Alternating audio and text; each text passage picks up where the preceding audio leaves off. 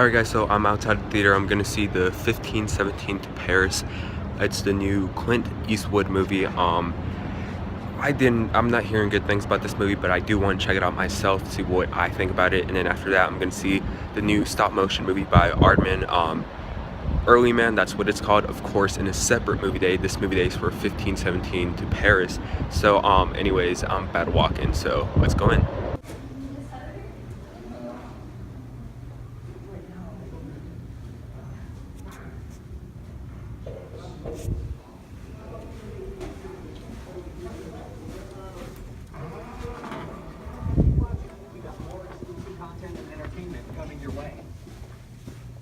This is Jim. He's hyperventilating after opening his Verizon bill. Who's that?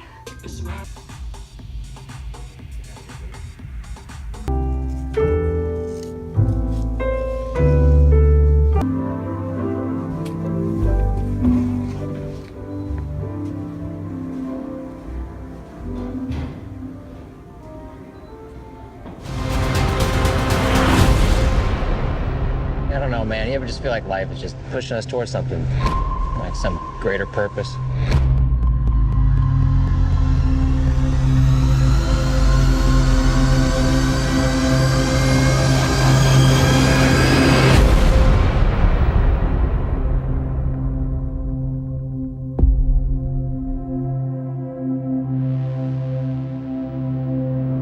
Alright guys, so I checked out the 1517 to Paris, the newest film directed by Clint Eastwood. Anyways, yeah, and I'm sorry if the light, which is kind of reflecting off my sweater, is distracting. It's because usually when I write the script to my reviews, I used to write them in a notebook, but I just got a MacBook Air, so now I kind of write them on here. And so if you guys see me reading off either here or there, wherever I have my computer, it's because I'm reading off the script for my review. So yeah, anyways, let's move on to the review. In August of 2015, there was a train which was on its way to Paris, but then there was a attempted terrorist act inside that train, and there was 3 young men in that train that decided to take action and save more than 500 people on that train. This was a very interesting movie to watch, with Clint Eastwood as director, who directed Sully, which is one of my favorite movies of that year. You know, I kind of expected this to be really good, but kind of watching it, I just don't know why this was made into a film. And casting the real people who were actually involved in this situation instead of casting real actors was interesting, but it was a pretty risky situation. Now, this movie isn't as terrible as people say it is, but this movie really missed an opportunity to actually be good. The thing is, the actual plot of this movie isn't until the last 25 minutes of the movie. So basically the first hour of this movie is only developing only one character, really.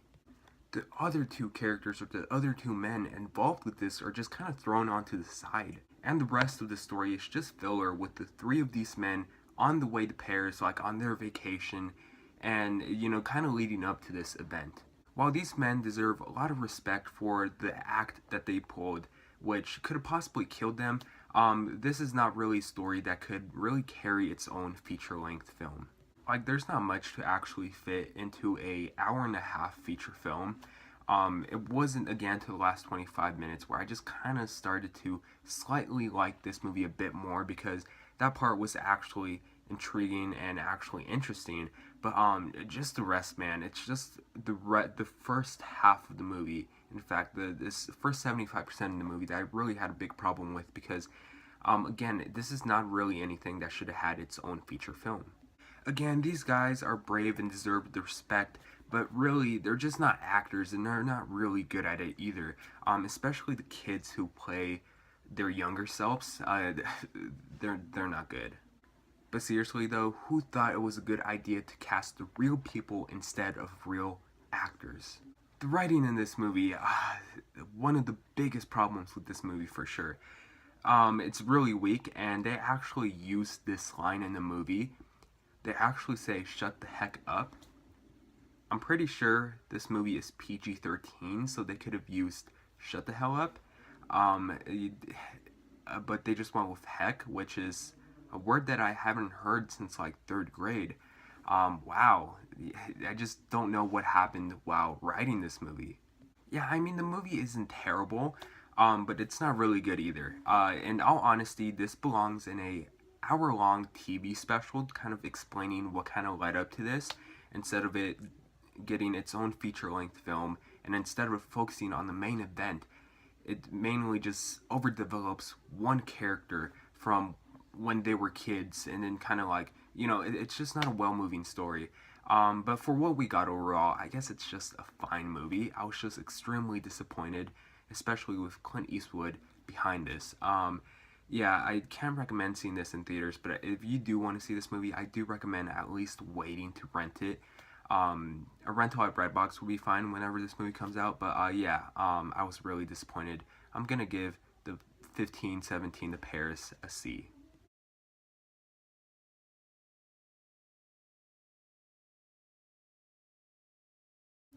But yeah, the 1517 to Paris, it could have been better. I expected better. It's not really again anything that should have been a movie. But if you want to wait till you can rent it, go ahead. It wouldn't be a bad rental. I just can't recommend spending good money to see this in theaters because it was truly disappointing. But anyways, yeah, those are my thoughts on the 1517 to Paris. Have you guys seen this movie? If you guys seen this movie, what did you guys think about it? Tell me in the comment section down below. As always, thanks so much for watching. Please like and subscribe, and I'll see you guys later.